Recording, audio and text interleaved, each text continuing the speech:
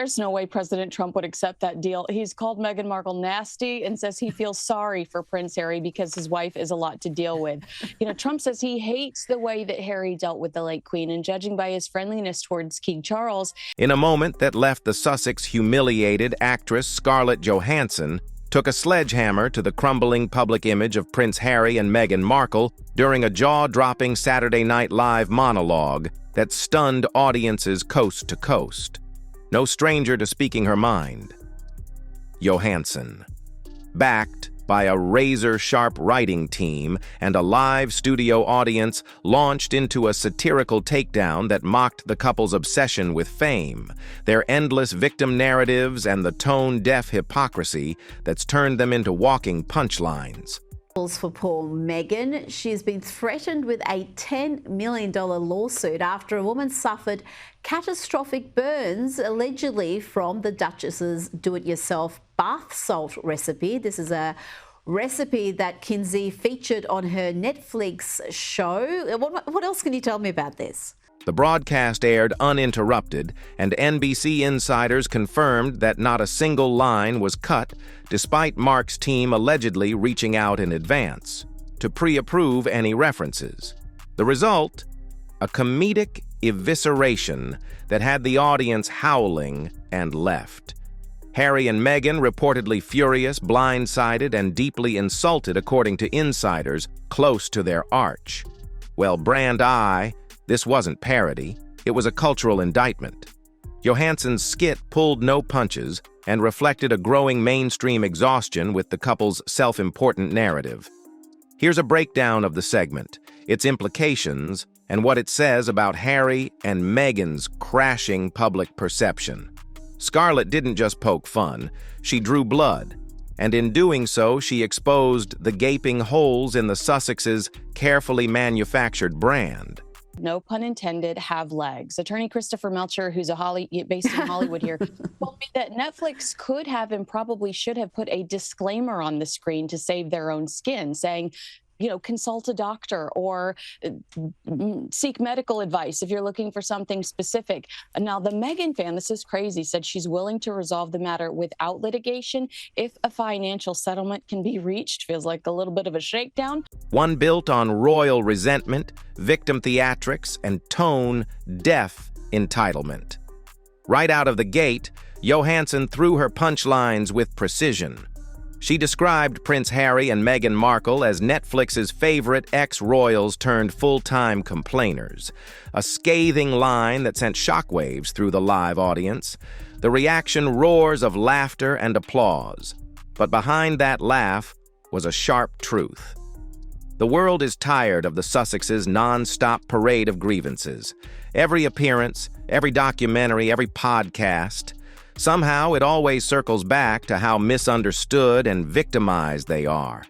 And now that narrative has become so tired, so self-indulgent, that even late-night comedians are weaponizing it against them. Johansson's jab wasn't random. It tapped directly into a broader cultural fatigue that's been festering for years after endless interviews, multi-million-dollar deals, and a royal memoir that resembled a therapy session more than a biography. The public has come to see Harry and Meghan not as brave truth-tellers, but as attention-hungry opportunists wrapped in a cloak of victimhood. Johansson followed up with one of the most brutal lines of the night. Only Meghan Markle could turn a royal wedding into a 3-season trauma series. It was sharp, it was savage, and it was absolutely accurate. This joke mirrored real-world commentary from British media. Now, just before we speak to Angela Levin, she's going to like this. Royal biographer, our favourite royal biographer, of course, and Prince Harry's biographer, mind you. Kevin O'Sullivan last night, or the night before, decided he wanted to bring in some of Meghan's jam. He actually ordered it online, managed to get some. Where the Times, the Telegraph, and even The Spectator have repeatedly criticized Meghan for repackaging her personal experiences into high-yield media projects. Her wedding, once celebrated as a modern royal fairy tale, has become a recurring backdrop in interviews, podcasts, and Netflix specials. But NBC wasn't having it. the network's legal team stood firm, citing the U.S. Constitution's protection of satire and parody. As a result, every single joke aired without a single edit. This wasn't just a refusal to cave. It was a sign that the entertainment industry no longer sees Harry and Meghan as untouchable royalty. Quite nice packaging, I'll give it that.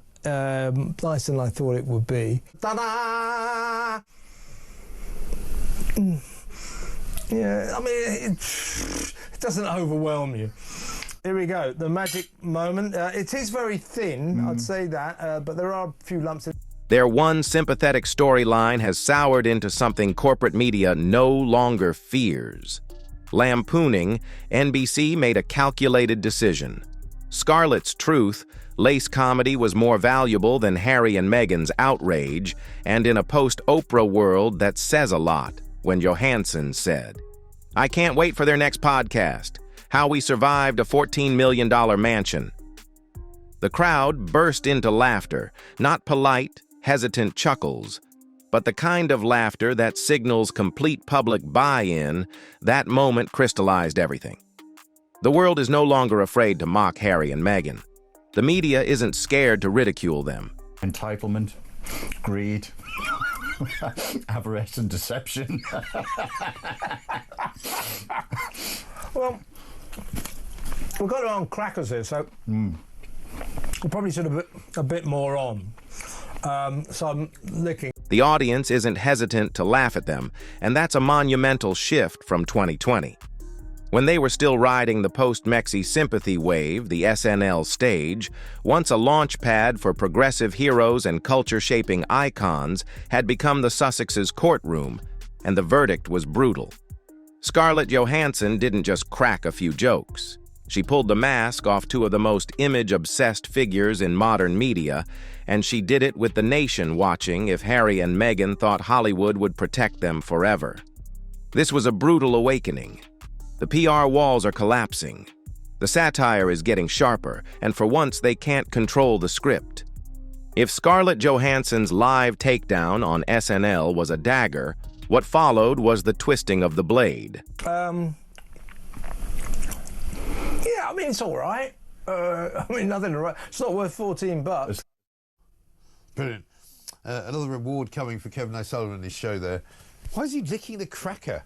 What's wrong with him? Anyway, Angela Levin's here. Angela, sorry to show that to you. Prince Harry and Meghan Markle may have laughed through gritted teeth, but the cultural backlash that came after that viral monologue sent their fragile PR empire into damage control overdrive.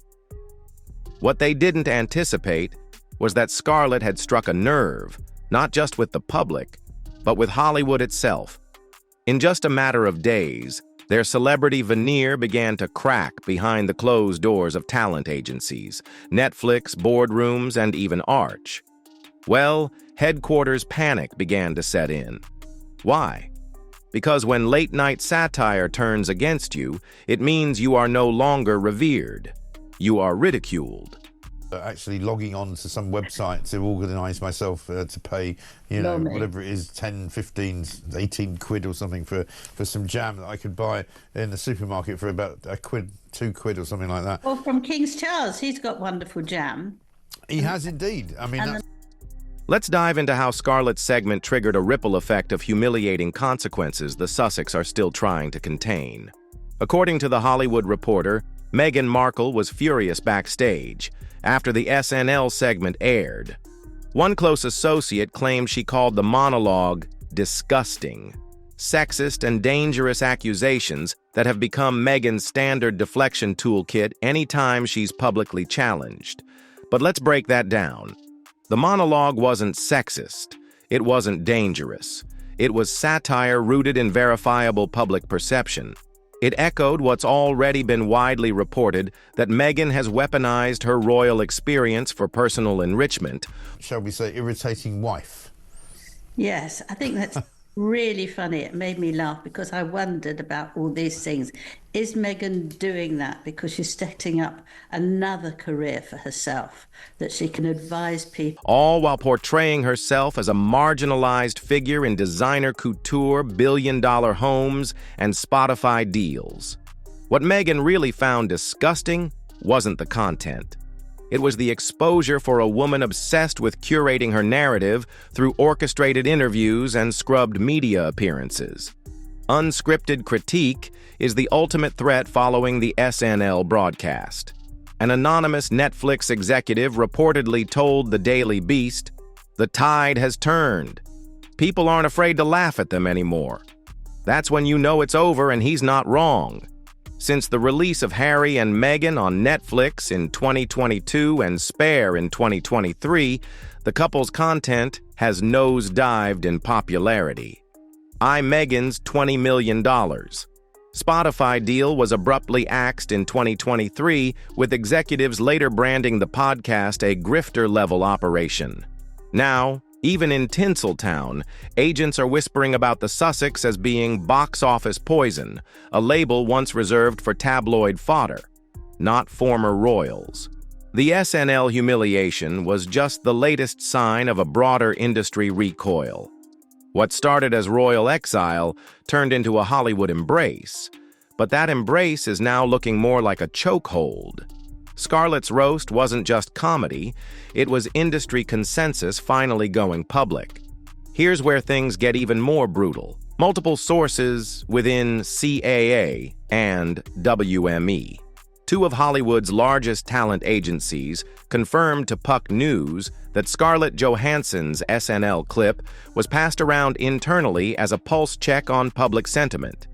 In short, the entertainment industry used Scarlett's segment to gauge whether mocking the Sussex would face backlash or applause. The answer: applause. Massive applause.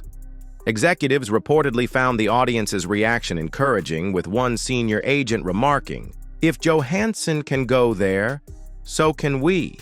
This is catastrophic for Harry and Meghan. It means the shield of hands-off respectability. They've used a deflect.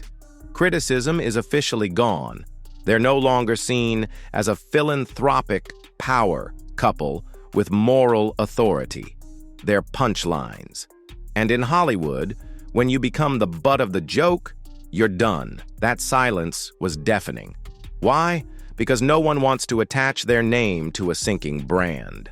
When public perception turns, the sharply Hollywood allies jump ship fast. Sources close to Beyoncé's management team confirmed that the singer has no ongoing commercial relationship with a couple. Despite Meghan attempting to leverage their brief 2019 Lion King red carpet encounter as a symbol of celebrity approval, Scarlett's performance didn't just roast the Sussex, it embarrassed everyone who ever defended them, and in an image-obsessed town like Hollywood. Association matters more than truth. Now those associations are crumbling. Scarlett Johansson's 4-minute monologue wasn't just a comedic triumph, it was a cultural reckoning. And it ripped the veil off. Harry and Meghan's dwindling influence, exposing them for what they've become. Self-absorbed, ex-royals drowning in their own echo chamber. If this was their trial by laughter, the verdict is clear and the public isn't laughing with them anymore. They're laughing at them. Excellent. Here is the final 5-minute segment covering bullets 8 to 10, continuing with a sharp factual antagonistic tone. This part focuses on the fallout, the exposure of hypocrisy, and how Scarlett Johansson's SNL roast may have delivered the final blow to the Sussex's crumbling brand. When Scarlett Johansson turned Prince Harry and Meghan Markle into the punchline of her SNL monologue. It wasn't just a celebrity roast, it was an excommunication overnight. The Duke and Duchess of Sussex were stripped of their untouchable status, but beyond the laughter, her jokes exposed something far more damning: their hypocrisy. In this final segment, we dive into how Scarlett's jokes unmask their lies, force the media to re-examine their claims, and left Harry and Meghan scrambling to survive a PR disaster they never saw coming. One of Scarlett's most stinging punchlines was aimed directly at the Sussex's nonprofit Arch. Well, she equipped Arch well. Sounds like a place you send your ego to detox, but it keeps coming back stronger. It was more than a laugh line. It was a cultural critique. Arch, well, was launched as a humanitarian brand, but in 4 years, it has produced little more than vague mission statements. An abandoned Spotify podcast and a Netflix Oculus series packed with royal gossip tax filings in 2023 revealed that Arch well spent more on public relations than on charitable grants. Scarlett's joke was rooted in truth, and it landed because it exposed Arch, well, as a hollow vanity project designed more for optics than impact. Even Forbes ran a headline days later questioning the foundation's actual accomplishments. When late-night comedy drives serious journalism, it means the mask has slipped. Scarlett didn't spare Prince Harry either one joke hit particularly hard. So wait. Harry lives in California, writes a book slamming his family, dodges taxes, and still hasn't applied for U.S. citizenship. Sounds like he wants all the avocado toast, but none of the responsibility. This brutal line pulled back the curtain on one of Harry's most controversial choices: his ongoing refusal to become a U.S. citizen despite living in California for over 4 years. According to U.S. legal experts, Harry may be skirting key disclosures, including whether he has used or plans to use diplomatic exemptions, especially in relation to his visa status. Like and comment. Please subscribe my channel.